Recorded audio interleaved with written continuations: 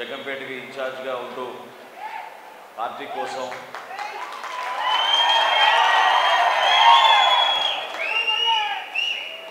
ఒక నిస్వార్థంగా కష్టపడి పనిచేయాలనే మనస్తత్వం మనస్ఫూర్తిగా నేను రమేష్ గారిని సందర్భంగా అభినందిస్తున్నాను. అదేవిధంగా మండపేట ఇన్ఛార్జ్గా పార్టీలో కీలకంగా అనేక సంవత్సరాల నుంచి మనతో పాటు ప్రయాణం చేసిన లీలాకృష్ణ గారికి, జనసేన పార్టీ అధికార ప్రతినిధిగా మైలవరం నియోజకవర్గానికి ఇన్ఛార్జ్గా వ్యవహరిస్తున్న అక్కల గాంధీ గారికి, శ్యామ్ గారికి, ఈరోజు ఇక్కడ విచ్చేసిన జనసేన పార్టీ నాయకులందరికీ, మా అందరికన్నా ముందుగా మీకు జన సైనికులకి, జెండా మోసే జన సైనికులకి ప్రత్యేకంగా అంతర్జాతీయ మహిళా దినోత్సవం సందర్భంగా మా వీర మహిళలందరికీ కూడా మనస్ఫూర్తిగా అభినందనలు తెలుపుకుంటున్నాను. ముందుగా ఇంత ఆలస్యంగా కూడా ఈ సభలో మీరంతా కూడా ఓపికతో ఉన్నందుకు మనస్ఫూర్తిగా మన పార్టీ అధ్యక్షులు పవన్ కళ్యాణ్ గారి తరఫున, జనసేన పార్టీ తరఫున మిమ్మల్ని అందరినీ కూడా అభినందిస్తున్నాను. ఒక సుదీర్ఘమైన ప్రస్థానం చేసాం మనం. 11 సంవత్సరాలు ఎన్నో అవస్థలకు గురై, అవమానాలకు గురై, సినిమా రంగంలో ఆయనకున్న అనేక అవకాశాలను పక్కన పెట్టి మన యువత కోసం, మన భవిష్యత్తు కోసం, మన ఆంధ్రప్రదేశ్ కోసం నిలబడిన ఏకైక వ్యక్తి పవన్ కళ్యాణ్ గారు.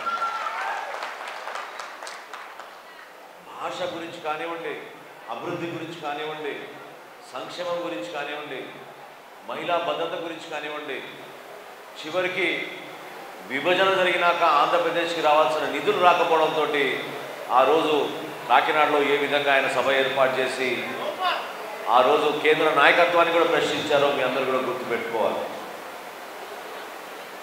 ఈరోజు నేను 3 సంవత్సరాల క్రితం వచ్చా ఈ హాల్కి.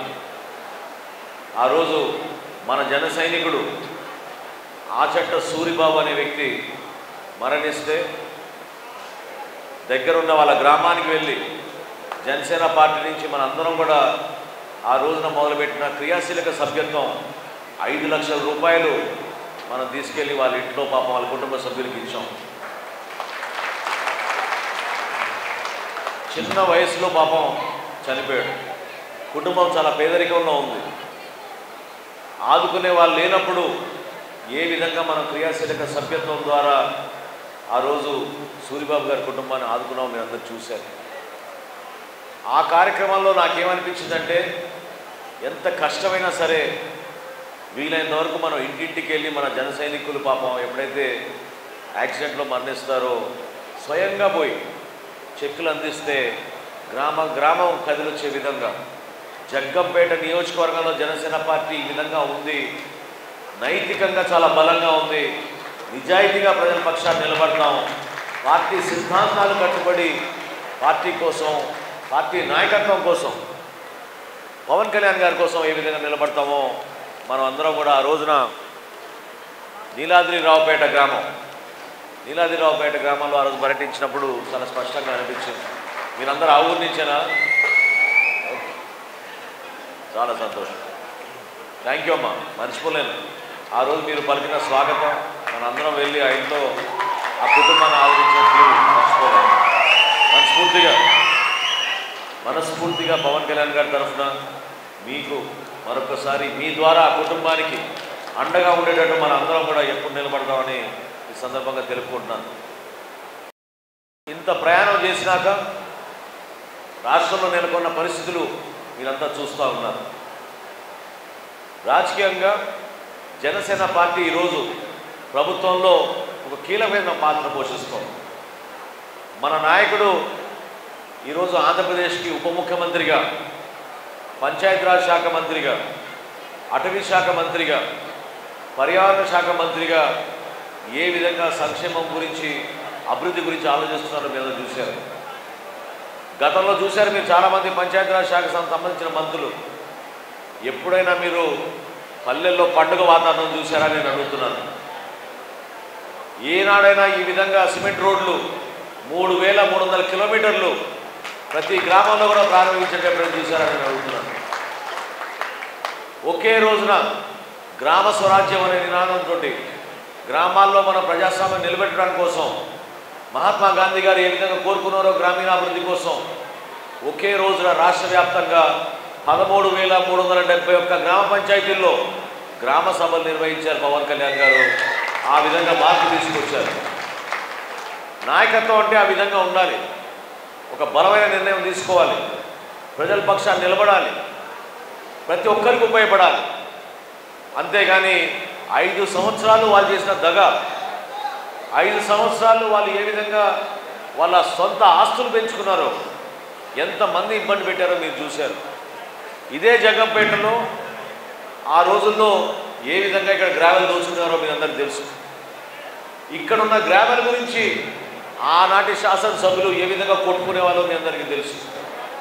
జిల్లా మొత్తం దీనిపైనే కట్టేసేది. గ్రావెల్ గురించి వాళ్ళు ఆలోచించారు, కానీ మీ జీవితాల్లో ఒక మార్పు గురించి వాళ్ళు ఆలోచించలేదు. యువతకు ఉపాధి అవకాశాలు కల్పించాలని ఆలోచించలేదు, మహిళల కోసం ఆలోచించలేదు. ఇవన్నీ ప్రశ్నిస్తుంటే నేను సరదాగా అన్నాను, నువ్వు మా నాయకుడిని ఆ విధంగా అంటే కోడి కత్తికి నువ్వు ఎక్కువ,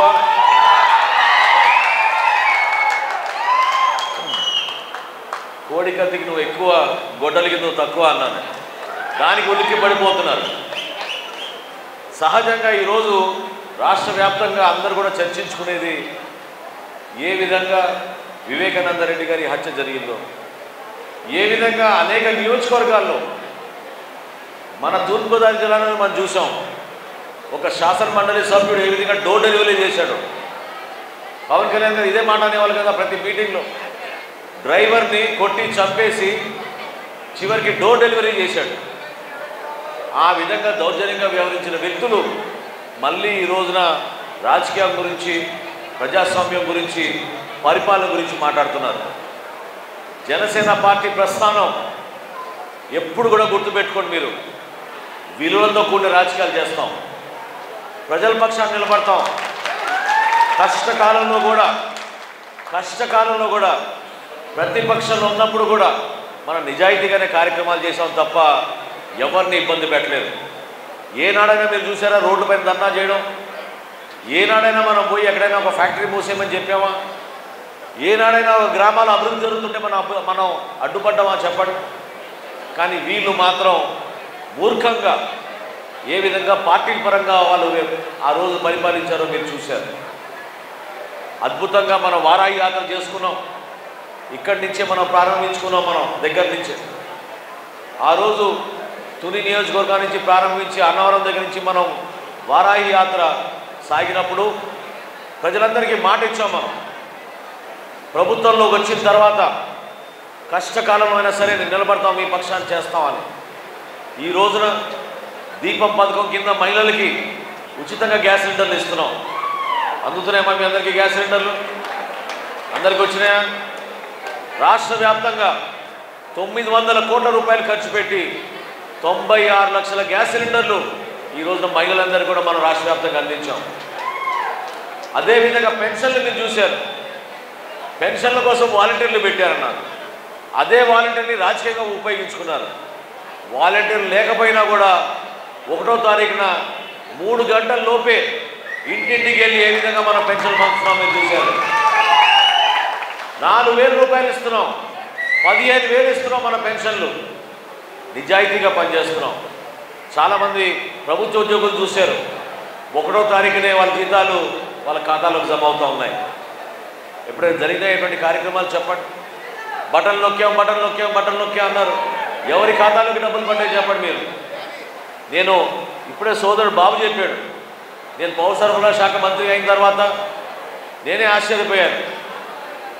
ధాన్యం కొనుగోలు చేసిన రైతుల్ని మోసం చేసి వెళ్ళిపోయారు వీళ్ళు. రైతులకు చెల్లించాల్సిన 1,674 కోట్ల రూపాయలు బకాయిలు పెట్టేసి వెళ్ళిపోయారు గత ప్రభుత్వం. ఎంత దుర్మార్గంగా వివరించారో మీరు చూడండి. కష్టపడి ధాన్యం పండించుకుని మిల్లర్లు అయితే మోసం చేస్తారేమో, ప్రభుత్వం అయితే ఖచ్చితంగా డబ్బు ఇస్తుందనే నమ్మకంతో ప్రభుత్వానికి ఇస్తే రైతుల్ని మోసం చేసి వీళ్ళు వెళ్ళిపోయారు. కానీ పవన్ కళ్యాణ్ గారు, చంద్రబాబు నాయుడు గారు చాలా బలంగా ఇబ్బందులు ఉన్నా సరే రైతులకు మనం ఆదుకుందామని చెప్తే ప్రభుత్వం వచ్చిన నెల రోజుల్లోనే 1674 కోట్ల రూపాయలు రాష్ట్ర వ్యాప్తంగా మనం మన రైతు సోదరులందరూ కూడా ఇచ్చి ఆదుకున్నాం. ఎప్పుడైనా మీరు చూసారా? ఇక్కడ చాలామంది రైతులు ఉన్నారు. ధాన్యం కొనుగోలు జరిగిన 24 గంటల్లోనే మీ డబ్బులు మీ ఖాతాలో పడ్డాయా చెప్పండి మీరు. గతంలో ఏం చేసేవాళ్ళము? 8 నెలలు 9 నెలలు కొంతమందికి సంవత్సరం కూడా చేశారు. ఎప్పుడూ ఆ విధంగా ఆలోచించలేదు మనం. 7,800 కోట్ల రూపాయలు ధాన్యం కొనుగోలు చేశాం ఖరీఫ్ మాసంలో. 7,800 కోట్ల రూపాయలు. అందులో 7,752 రూపాయలు 24 గంటల్లోనే రైతుల ఖాతాలో జమ చేశాం. 24 గంటల్లోనే. ఇదే తూర్పుగోదావరి జిల్లాలో కాకినాడలో ఆ రోజు పవన్ కళ్యాణ్ గారు వచ్చి ఎవరైతే కష్టపడి ధాన్యం పండించుకున్నారో ఆ రైతులకి అండగా ధర్నా చేశాం. మండపేటలో కూడా ఆ విధంగా పరిగణన చేశారు, ధర్నా చేశాం. దేనికోసం అంటే రైతాంగాన్ని కాపాడుకోవాలనే ఉద్దేశంతో. ఈ ప్రాంతానికి అభివృద్ధి జరగాలి, ఈ ప్రాంతానికి మనకు ఉద్యోగాలు రావాలి, ఈ ప్రాంతానికి మీరందరూ ఏ విధంగా ఆశిస్తున్నారో దానికోసమే మనందరం ముందుకెళ్ళాలి. ఈరోజు రాజకీయ లబ్ధి కోసం మనం నిలబడలేదు. నేను చాలా గర్వంగా చెప్తున్నాను మీ అందరికీ కూడా. జనసేన పార్టీ ప్రస్థానం మొదలైనప్పుడు 2014లో పవన్ కళ్యాణ్ గారు ఎప్పుడు కూడా అనుకోలేదు, ఆశించలేదు మాకు పదవులు వస్తాయని, మేము ఎమ్మెల్యేలుగా మీ ఇక్కడ కూర్చుంటామని. నేను కానీ నానాజీ కానీ ఈరోజు ఇక్కడ కూర్చున్నామంటే మీ ముందు మీరందరూ మమ్మల్ని గెలిపించారు. మీ ఆశీర్వాదం వల్ల మేము ఇక్కడికి వచ్చాం. పవన్ కళ్యాణ్ గారు రాష్ట్రానికి ఉప ముఖ్యమంత్రిగా ఉన్నారంటే ఆయన నాయకత్వాన్ని బలపరిచింది మీరు. మనుషులున్నా నాయకులున్నా లేకపోయినా మీరు ఆ విధంగానే జనసేన పార్టీ జెండాలు పట్టుకుని ప్రతి కార్యక్రమాన్ని అద్భుతంగా విజయవంతం చేశారు. ఇప్పుడు సమయం వచ్చింది. 12వ ఆవిర్భావ దినోత్సవం అద్భుతంగా మనం మన నాయకుడి నియోజకవర్గంలో పిఠాపురంలో మీ చిత్రాడ అనే గ్రామంలో ఒక చక్కటి సభ మనం నిర్వహించుకోబోతున్నాం. ఆ సభ యొక్క ముఖ్య ఉద్దేశం ఎవరైతే కష్టపడి పనిచేశారో మన జన సైనికులు వీర మహిళలు వాళ్ళందరికీ కూడా మేము కృతజ్ఞతలు చెప్పుకోవాలి. మీరు ఏ విధంగా మా వెంట నిలబడ్డారో, ఏ విధంగా పవన్ కళ్యాణ్ గారి ఆశయాల కోసం ఆశయ సాధన కోసం మీరు ఆయనతో తోడుగా నిలబడ్డారో దాన్ని మేము గుర్తించి మీకు ఆ విధమైన గుర్తింపు తీసుకురావాలి. అదేవిధంగా మన నాయకుడు కష్టపడి తన భుజాలపైన సొంత డబ్బుతో జనసేన పార్టీని 11 సంవత్సరాలు ఎన్నో అవమానాలకు గురైనా సరే పార్టీ కోసం, మీకోసం, మన కోసం నిలబడ్డారు ఆయన. పవన్ కళ్యాణ్ గారిని మనం ఆ రోజు మేమందరం కూడా మీతో సహా కృతజ్ఞత తెలుపుకోవాల్సి ఉంది. మన అందరం కూడా పిఠాపురం ప్రజలకి థ్యాంక్ యూ చెప్పాలి. వాళ్ళు పవన్ కళ్యాణ్ గారిని అంత అద్భుతమైన మెజార్టీతో గెలిపించారు. ఈరోజు రాష్ట్రంలో ముఖ్యమంత్రి చేశారు. కాబట్టి పిఠాపురంలో నిర్వహించుకుంటే ఈ సభలో మీరందరూ కూడా పెద్ద ఎత్తున రావాలి. ప్రతి జన సైనికుడికి నేను మాటిస్తున్నాను, మీలో ఉన్న నాయకత్వం ఇంకా ఎదగాలి. మీలో ఉన్న పట్టుదల సమాజానికి ఉపయోగించండి. జనసేన పార్టీ ఎప్పుడు కూడా పొరపాటు చేయదు. కష్టపడి పనిచేసే నాయకుల్ని, కష్టపడి పనిచేసే జన సైనికులు, వీర మహిళల్ని ఏనాడు కూడా మనం అగౌరవపరచం. వాళ్ళకి తగిన స్థానం కల్పిస్తాం. పవన్ కళ్యాణ్ గారు ఉన్నారు మీకు ఎప్పుడు కూడా. నిజాయితీగా మీరు ఏ విధంగా కష్టపడ్డారో, మీరు ఏ విధంగా సొంత డబ్బుతో పార్టీ కోసం మీరు పనిచేశారో ఎప్పుడు కూడా మర్చిపోలేము. గతంలో నేను చెప్పాను, ఇప్పటంలో జరిగిన సభకి ఒక మేస్త్రి, పాపం కూలీ మేస్త్రి వచ్చి ఆ రోజు 50,000 రూపాయలు పార్టీకి సభ నిర్వహించడానికి కోసం డబ్బులు ఇస్తే నేను ఆ రోజు చాలా ఆశ్చర్యపోయాను. కుటుంబం కూడా ఉంది, బయట ఒక ఫోటో తీసుకోవచ్చా అని అడిగాడు. ఆ రోజు ఆ కుటుంబాన్ని పిలిచి చూస్తే చిన్న చిన్న ఆడపిల్లలు పాప ఇద్దరు. నేను ఇమ్మీడియట్గా చెప్పాను, పవన్ కళ్యాణ్ గారు ఇది తీసుకోరు, ఎందుకంటే మీ బిడ్డల భవిష్యత్తు కోసం దయచేసి మీరు ఈ డబ్బును ఉపయోగించుకొని మీరు ఏం పని చేస్తారంటే నేను మేస్త్రి పని చేస్తా అన్నాడు. మేస్త్రి పనిచేసే వ్యక్తి అటువంటి కుటుంబం నుంచి వచ్చి జనసేన పార్టీ ఆవిర్భావ దినోత్సవానికి ఇప్పటంలో 50,000 రూపాయలు ఇవ్వడానికి ఆ రోజు వచ్చాడు. ఆ డబ్బు తిరిగి ఇచ్చేసి ఎంత నేను బలవంతంగా తీసుకెళ్ళమన్నా తీసుకెళ్ళలేదు. చెప్పాను, నేను మీ బిడ్డల చదువు కోసం పాపం వాళ్ళని చదివించండి అంటే జనసేన పార్టీ నా బిడ్డలతో సమానం అని చెప్పాడు. ఆ విధంగా అటువంటి ఆలోచన కలిగిన వ్యక్తులు మనలో ఉన్నారు. అదే జనసేన పార్టీ యొక్క గొప్పతనం. మీరందరూ కూడా ఎంతో ఓపికగా ఇన్ని గంటలు వేచి ఉన్నారు. కానీ మాకు కాకినాడలో నానాజీ గారి ఆధ్వర్యంలో మనం ఈరోజు ప్రారంభించుకున్నాం. ఒక కార్యాలయం ఏర్పాటు చేసుకున్న సభ కోసం ఎంతోమంది శాసనసభ్యులు పెద్దలందరూ కూడా వచ్చారు. అందరం కూడా ఒక అంకిత భావంతో రాబోయే వారం రోజులు రాత్రి పగలు పనిచేసి ఆ సభ యొక్క నిర్వహణలో కానివ్వండి, సభ యొక్క విజయంలో కానివ్వండి, మీరందరూ కూడా భాగస్వాములు అవ్వాలి. చక్కటి అవకాశం, గర్వపడే విధంగా చేద్దాం.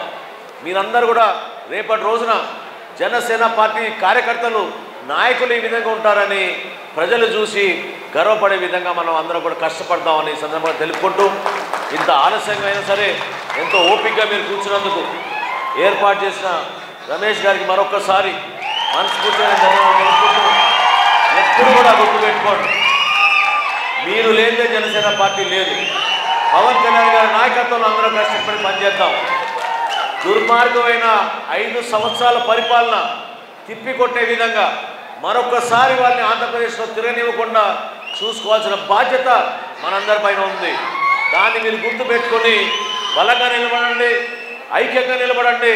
పవన్ కళ్యాణ్ గారి నాయకత్వాన్ని ప్రజల్లో తీసుకెళ్ళండి. జై జనసేన, జై జనసేన.